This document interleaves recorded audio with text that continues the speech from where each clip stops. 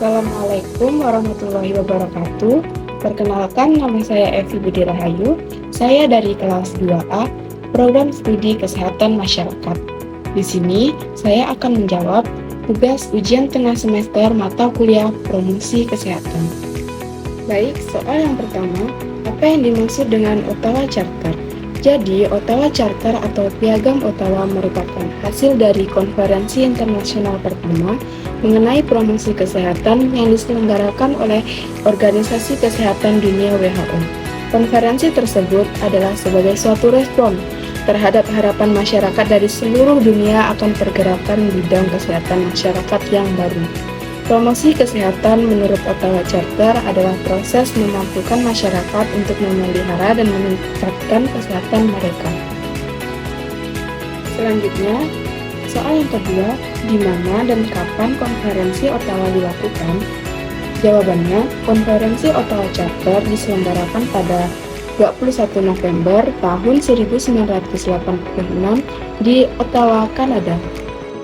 Soal yang ketiga, jelaskan 3 strategi utama promosi kesehatan menurut Ottawa Charter. 3 strategi utama tersebut, yang pertama yaitu Health Public Policy atau kebijakan berwawasan kebijakan. Itu adalah suatu strategi promosi kesehatan yang ditunjukkan pada para penentu atau pembuat kebijakan agar mereka mengeluarkan kebijakan-kebijakan publik yang mendukung atau menguntungkan kesehatan masyarakat. Contoh kebijakan analisa dampak lingkungan, pabrik, perusahaan, atau kawasan tanpa rokok, helm, sabuk pengaman. Yang kedua, supportive environment atau lingkungan yang mendukung.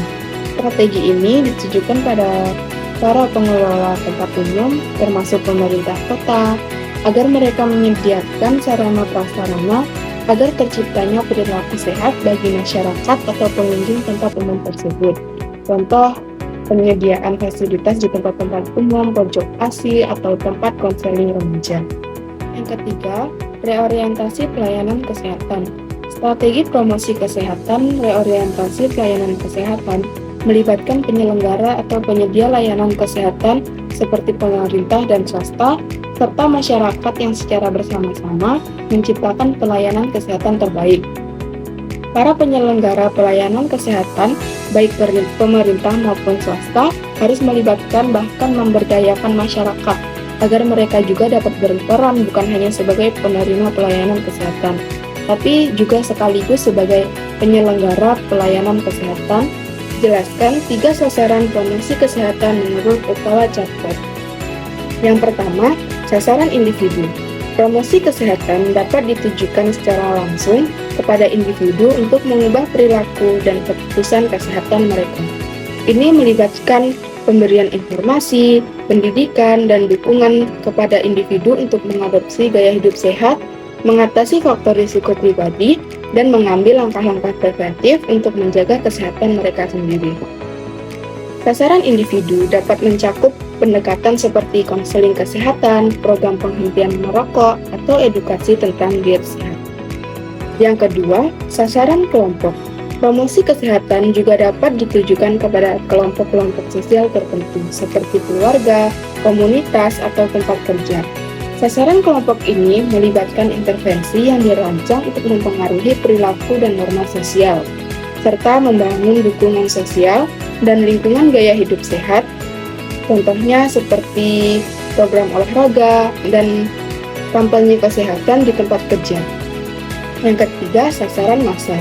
Promosi kesehatan juga dapat ditujukan kepada khalayak yang lebih luas, seperti masyarakat umum atau populasi tertentu. Sasaran ini bertujuan untuk menyebarkan pesan kesehatan secara luas melalui media massa, kampanye publik, atau kebijakan kesehatan yang mempengaruhi seluruh populasi. Soal nomor 5, jelaskan 5 area kunci dalam promosi kesehatan menurut Ottawa Charter. Yang pertama, pembangunan kebijakan publik yang sehat. Ini melibatkan pembuatan kebijakan di semua sektor mendukung kesehatan, seperti kebijakan lingkungan, pendidikan, pekerjaan, dan transportasi. Tujuannya adalah menciptakan lingkungan yang mendukung pilihan gaya hidup sehat dan mengurangi faktor risiko penyakit. Yang kedua, penciptaan lingkungan yang mendukung kesehatan. Area ini menekankan pentingnya menciptakan lingkungan fisik dan sosial yang mendukung gaya hidup sehat. Ini mencakup akses yang mudah terhadap makanan bergizi, fasilitas olahraga, dan lingkungan bebas dari faktor risiko seperti polusi udara atau asap rokok. Dan yang ketiga, penguatan keterampilan personal. Promosi kesehatan juga melibatkan pemberdayaan individu untuk mengambil kontrol atas kesehatan mereka sendiri. Ini mencakup pendidikan kesehatan, pelatihan keterampilan dalam mengambil keputusan yang sehat, dan pemberian informasi tentang cara mengelola stres dan meningkatkan kesejahteraan mental. Yang keempat, pemberdayaan masyarakat. Masyarakat memiliki peran penting untuk menciptakan lingkungan yang mendukung kesehatan. Promosi kesehatan mendorong partisipasi aktif masyarakat dalam mengambil keputusan yang berkaitan dengan kesehatan mereka, serta membangun kapasitas dan sumber daya masyarakat untuk mempromosikan kesehatan. Yang kelima, reorientasi pelayanan kesehatan. Ini mencakup perubahan dalam pendekatan pelayanan kesehatan dari fokus pada pengobatan penyakit, menjaga promosi kesehatan dan pencegahan. Ini melibatkan peningkatan aksesibilitas layanan kesehatan, mendukung intervensi preventif, dan mendorong kerjasama antara sektor kesehatan dan non-kesehatan untuk meningkatkan kesehatan masyarakat secara keseluruhan.